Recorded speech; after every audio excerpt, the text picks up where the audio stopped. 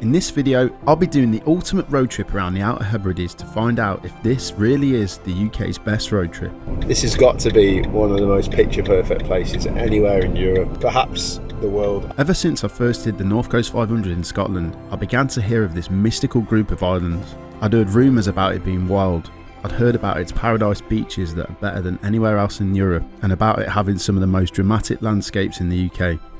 So, after travelling the length and breadth of the UK in my campervan writing my previous road trip guidebooks, I simply had to go and see the Outer Hebrides for myself. So, I packed up my campervan, drove over 2,000 miles, took multiple ferries, and even took a plane that landed in the 60-mile-an-hour gales on a beach. This was the most physically and mentally demanding video I've ever made, but I wanted to make sure I explored every corner of the Outer Hebrides to really help me decide if this is the UK's best road trip.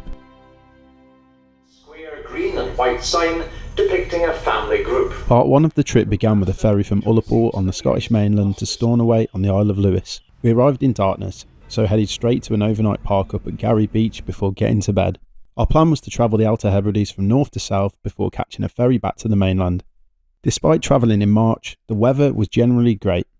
We even woke up on our first morning at Gary Beach to glorious sunshine. I know it's been a while since I've been on the beach, and the Outer Hebrides are known for having some of the best beaches in Europe. So this beach, the first one we've come to, Gary, it's just superb. We are the only people here. The sand is literally untouched. There's these giant sea stacks, turquoise blue waters, and for the first destination on this road trip, it's just a paradise.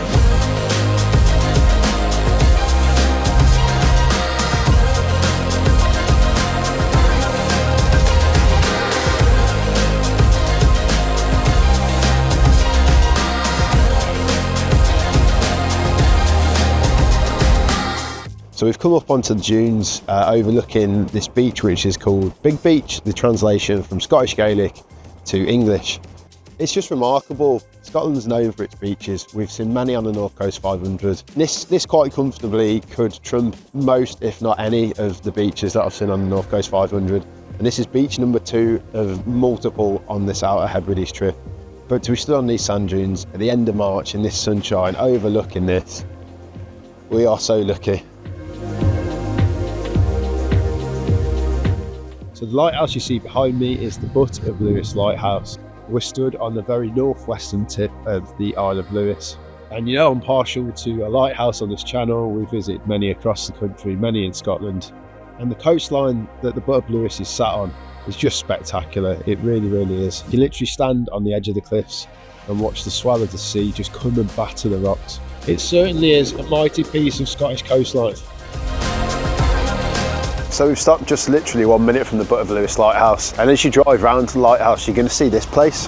So this place I believe is called Port Stoff. Pronunciation might be incorrect, it usually is, but I mean just look at it, it looks like almost like an amphitheatre of a beach, the way it's shaped, and I presume it used to be an old fishing port. I don't know the history, but yeah, I think the difficulty for any road trip on the Isle of Lewis and Harris is going to be, where do you stop? Where do you just have to keep driving past? Because we've been on here for half a day and we could have stopped at multiple beaches.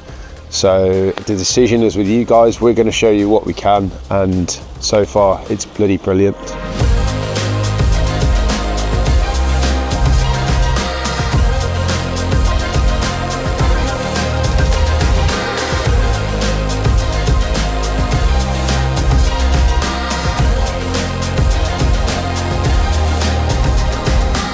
So our next stop on this Isle of Lewis tour is this weird, wonderful and quite unique place, which is a black house.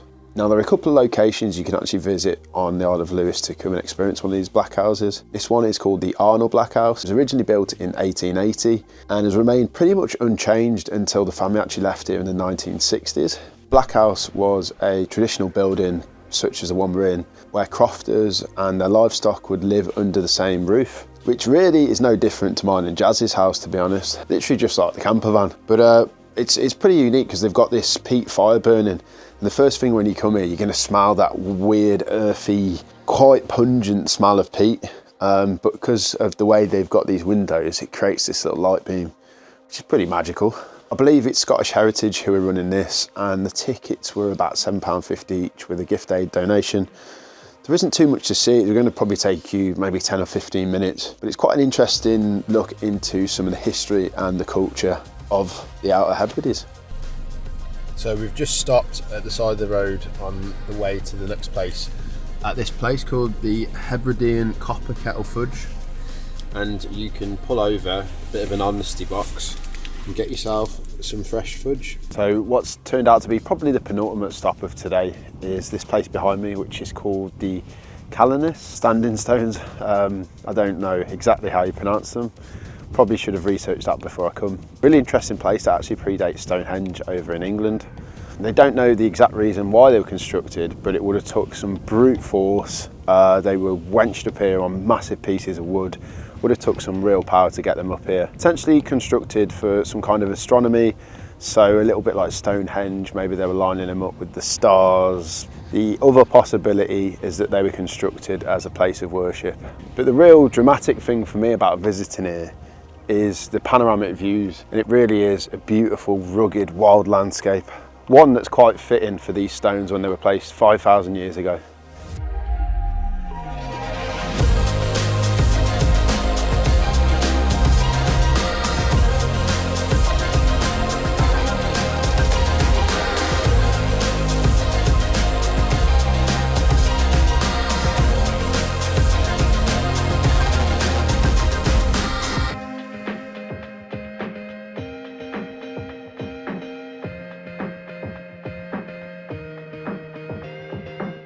Just enjoying the last of this glorious sun, and in terms of a first day of a road trip, I don't think things get really any better. Obviously it'd be nice to be a bit warmer, but it's been dry, it's been sunny, and the places we've seen have been nothing short of spectacular.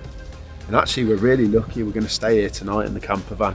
There's a little park up area with some toilets and bins and an honesty box. We're going to chuck a few quid in there, and I really can't wait to explore some more of the Outer Hebrides tomorrow. Let's see what it brings.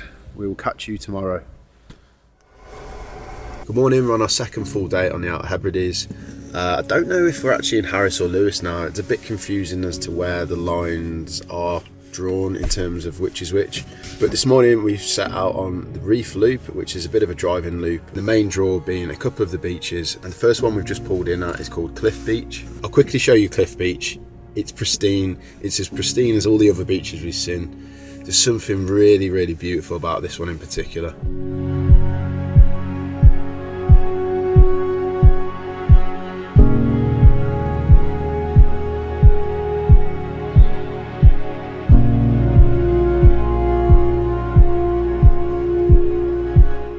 So we've just left Cliff Beach, and probably 5-10 minutes, I think it's a couple of miles away, you'll come to this brow of a hill, and as you turn round the brow of the hill, Reef Beach, which is the next place we're going to stop at, just appears in front of you. And I'm not kidding, both of mine and Jazz's jaws just went like fully dropped. I think it's the contrast of the really white sand against the kind of rugged, bleak greens and browns of sort of the mountains and the scenery. And then of course you've got this bright turquoisey greeny blue water. And like I said, today's not very bright. It's starting to rain, the sun definitely isn't out, but the water is so bloody bright. It's just absolutely incredible.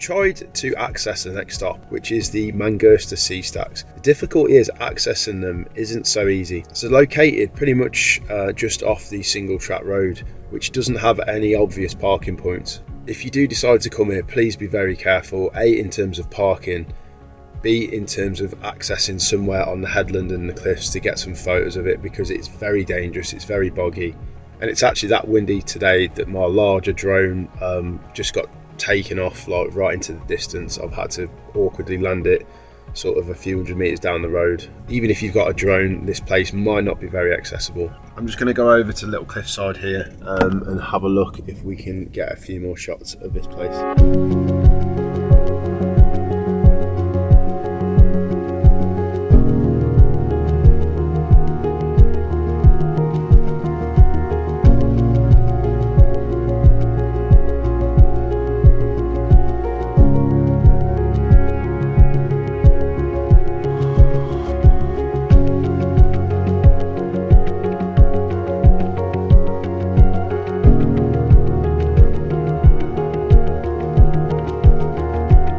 So the next stop was actually meant to be the North Harris Golden Eagle Observatory. Fortunately, the visibility up in the mountain, the little valley that we were going to go and follow, was terrible, and our chance of spotting golden eagles would have been pretty slim. So instead, we've come to our park up for the night. Now, we're actually parked up at the Hushinish Gateway, I think I've pronounced that right, which is a local community-funded project where there's a number of campervan park-ups, there's toilet showers and all that sort of stuff. It's £10 to stay overnight, but enough of the boring stuff. The main feature about this place is the beach. So as you follow the incredible windy single track road, eventually you come over this brow of the hill and this beach just appears out of nowhere. And I don't know what it is with the colour of the water in the Outer Hebrides. I don't know why they're so bright, so vivid. Just a really unique turquoisey green blue colour. But every time we seem to see it, it just makes us smile. It's so beautiful.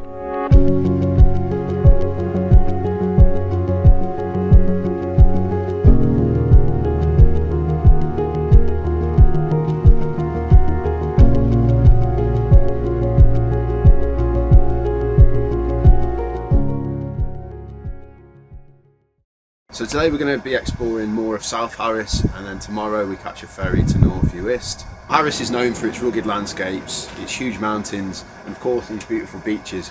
But so far on this trip, apparently we haven't even discovered half of the best beaches that there are to explore. So I don't know how that's going to play out. I don't know how there's going to be even better beaches than the ones we've seen. But today we're going to find out, and I'm really looking forward to it.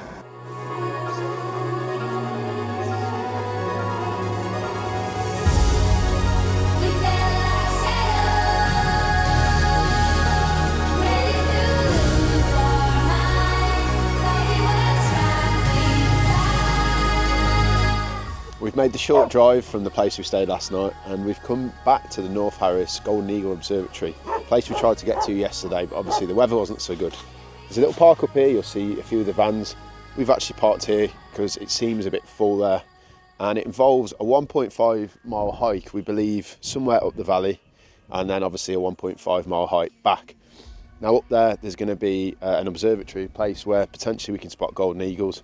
We've just pulled up and we think we've seen it's some kind of bird of prey, and it was pretty big. I'm not sure if it was a sea eagle or a golden eagle, but it's a promising start. One thing to add, the drive from the place we stayed last night, the beach, around here, quite easily one of the best drives I've done anywhere in the world.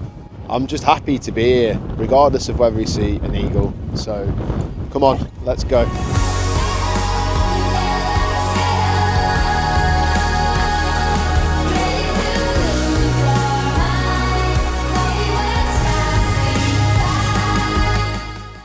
So we've just sat outside the North Harris Eagle Observatory. I don't know what our chances are of spotting an eagle, but either way, it's a really nice hike. And if you are in this part of North Harris, I would highly recommend coming and just seeing some of this landscape. We're going to have 10 or 15 minutes. Obviously, if you've got more time, you can increase your chances of spotting a golden eagle. We're just happy to have 10 or 15 minutes, and then we'll probably head back. We've got a lot more exploring to do today, so that's the plan.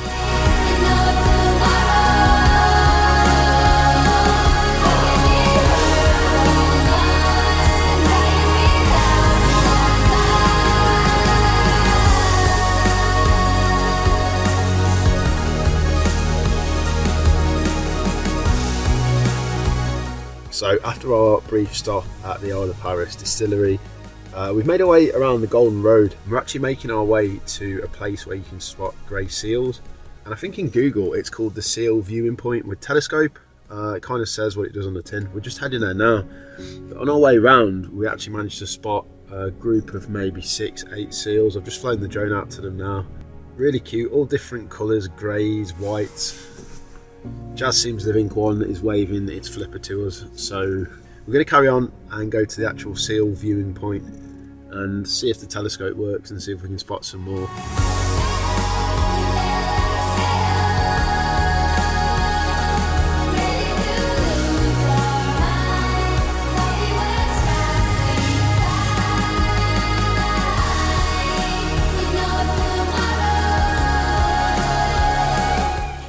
Unfortunately, we're running out of time on the South Harris part of the trip, which is really sad because we're tackling all of the beaches along the west hand side. The weather has also unfortunately closed in on us. It's really, really windy. I mean, we're talking 30, 40, 50 mile an hour gusts, and it's bloody cold, but we're just going to pick and choose the beaches that we want to go and explore. The first beach we're actually going to miss out is called Scarrister Beach, and we're sat on a viewpoint just overlooking the golf course with the beach in the background, and it's absolutely jaw-dropping. And I think one of the greatest testaments to the Outer Hebrides so far is that we've been to so many places, and normally it takes a lot for a place to impress Jazz, and she has said, oh my effing god, so many times, or something to that effect, so many times on this trip. And that really is a testament to how beautiful these wild, rugged, mind-blowingly stunning places have been.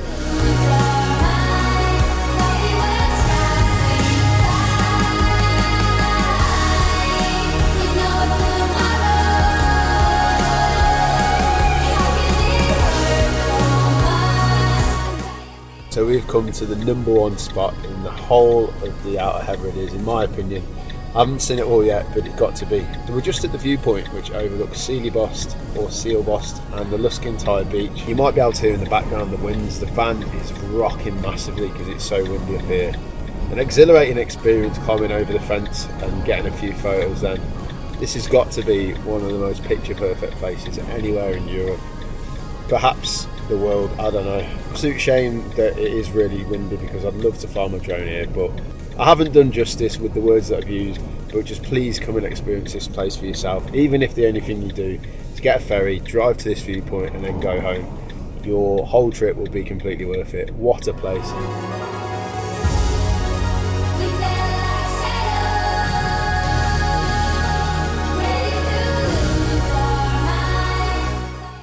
We've just parked up and we're making our way to Luskin Tide Beach. It's the pinnacle of this fabulous Harris Riviera. The weather might not be on side, but I'm sure this beach is going to warm us up.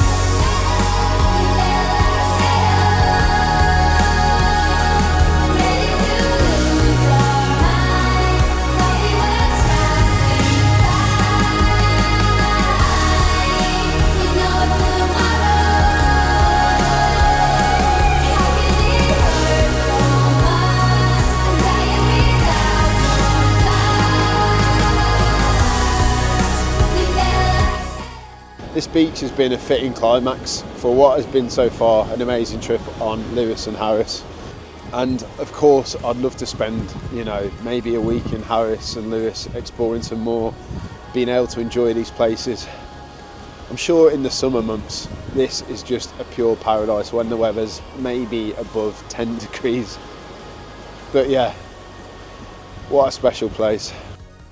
So before we continue the trip into North Uist, and dare I say, some even better beaches and must-see locations, I just wanted to briefly tell you about my new road trip Outer Hebrides guidebook, which is now available. It contains all of the Outer Hebrides must-see locations with QR codes and what 3 words references, making them simple and easy to find. Like all of our books, it's written in a relatable and down-to-earth style, as if me and you were talking over a pint.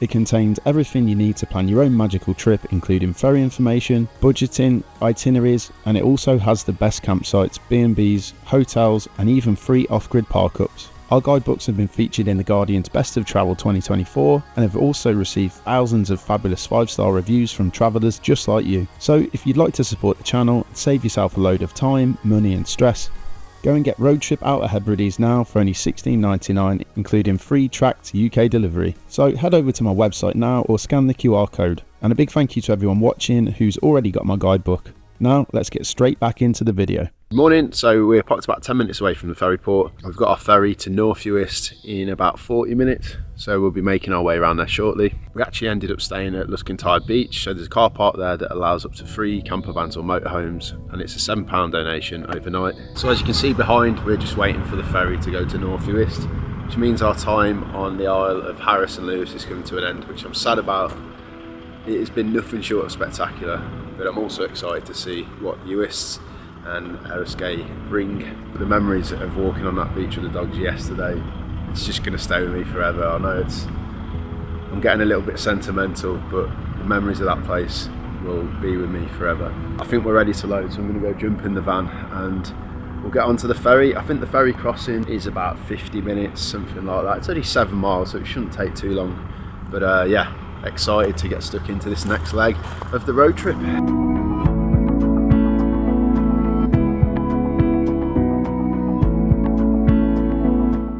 We drove off the ferry and onto the island of Itinerary, just a short distance from North Uist, and headed straight to West Beach. Of all the beaches in the Outer Hebrides, West Beach became my all-time favourite. I had no idea anything would surpass what I'd already seen, but boy was I wrong. This beach is truly remarkable, and a photo of it was actually incorrectly used to promote a beach in Thailand.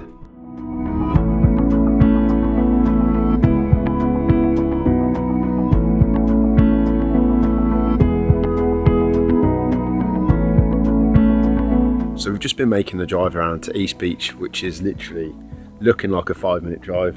And we've stopped to have a look at some seals that are just here, literally, I don't know, 20 metres away. This body of water here is called Bayes Loch, and it's known as a home for many harbour and grey seals.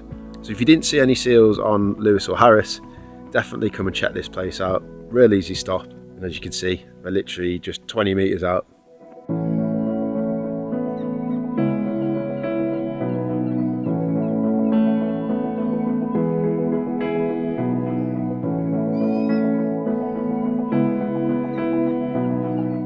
So we've drove across to North Uist, and another island, yet another absolutely picture perfect, stunning beach.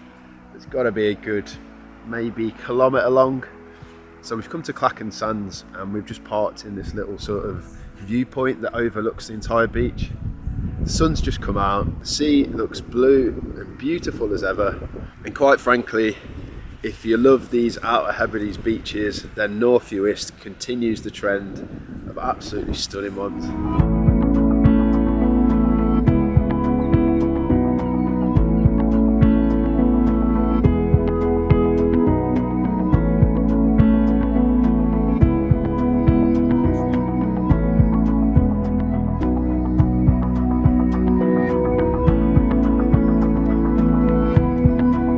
Making a drive on the committee road. Now this road cuts pretty much through the middle of North Uist, and it's known as one of the best bird spotting places in the whole of the Outer Hebrides, and this area is known for its hen harriers.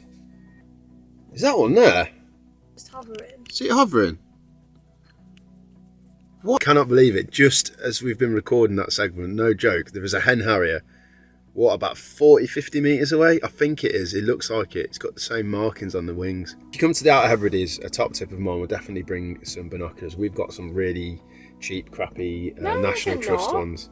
They're just standard. They're not great, but they're okay. They do a job. Just bring some, because when you get the opportunity to spot seagulls, golden eagles, hen harriers, whatever types of birds of prey or other birds, you'll definitely need some.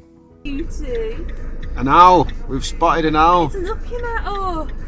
We've just spotted owls on the drive as well now. We've spotted things flying, and there was one just on the post. I believe these are short-eared owls. I may be wrong. How'd you take a...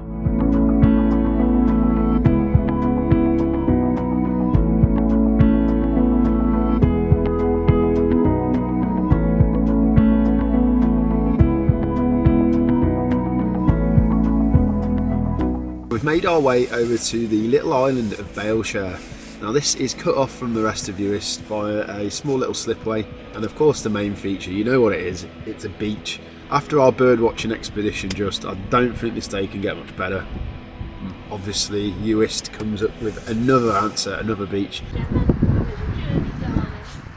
So we've actually decided to call it a day and head to the B&B that we're staying tonight. This is called Valley Sands. It overlooks this spectacular view out to sea, out to surrounding islands. And I don't know if you can just make out in the background. There's like a bit of cloud with the sunbeams just shining through. Just gorgeous. And I know we're coming to the end of the trip now. I'm going to be very sad to leave here, and it has been a whistle-stop tour. I would have loved to spend more time in certain locations, and that's always the way. I have a feeling this will not be the last trip to the Outer Hebrides. Anyway, Jazz is going to get showered. I'm going to cook us some food, and then we'll do it all again tomorrow. It's our final full day on the Outer Hebrides today, and we woke up to a fabulous breakfast at the B&B. And we were just sat eating, and out the window was a seagull, maybe 30-40 metres, just soaring in the sky. Real nice way to start the day. I was speaking to the owner of the B&B yesterday, and a lot of the places I've mentioned I'd visited, I've been pronouncing them completely wrong. The Gaelic is just pronounced so differently, so I apologise if it does offend you, or if you're screaming at the telly watching this. I'm just shocking with names, to be honest.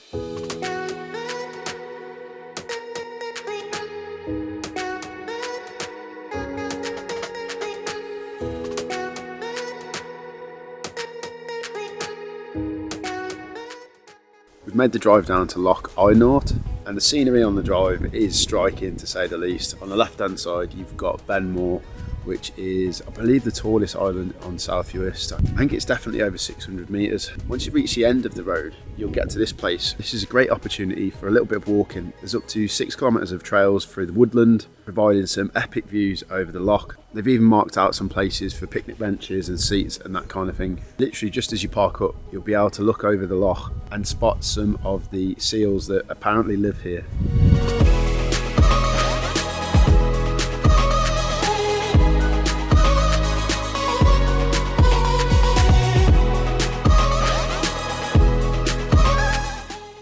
Just stopped at Kildona Museum, which happens to have a cafe, so we've got a couple of burgers to take out, and we've come down to the beach, and I don't know if you can quite see over my shoulder, yet another picture perfect one, and if you look to this side, yet another picture perfect one.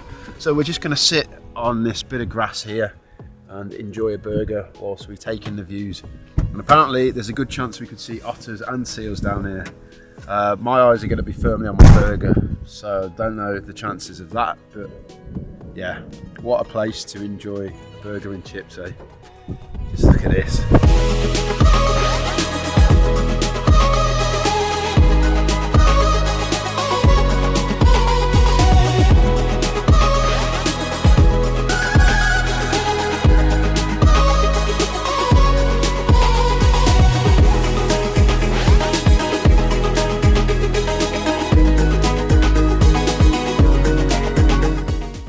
So after spending a couple of hours just taking in the views at the last beach, I made the drive down to Eriskay.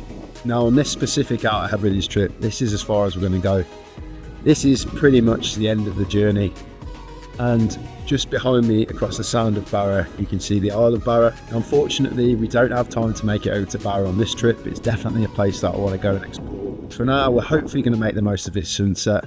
We're just parked up overlooking one of the many bays here at Eriskay Beach. Once the sun has set, we're probably going to go to the pub, which is called The Politician, just up there, which also does food and it's dog friendly.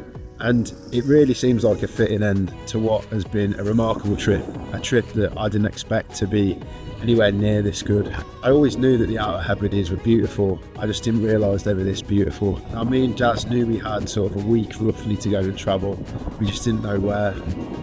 And I'm so glad that we picked the Outer Hebrides. It's delivered everything and more. It's gone beyond my expectations. In terms of a road trip, it really does have everything. On that note, I think it's time for a well-earned beer. Thank you so much for watching. Here's what's coming up in episode 2 as I make the epic trip all the way up to Barra. So I've just looked on the board. My flight is definitely cancelled now. In the 4 or 5 hours that I've been on Barra and back to say, if these beaches haven't sold it to you, then I don't know what will. So if you do have the chance to come here, please come and experience it, because it's wild, it's rugged, and you'll get experiences like this. An experience probably will stay with me forever. If you enjoyed the video, please hit the subscribe button to turn notifications on, and also hit the like button. Remember, you can catch me over on Instagram at Robbie Roams, and I'll see you all in the next episode, which is the Barrett episode. Thanks guys.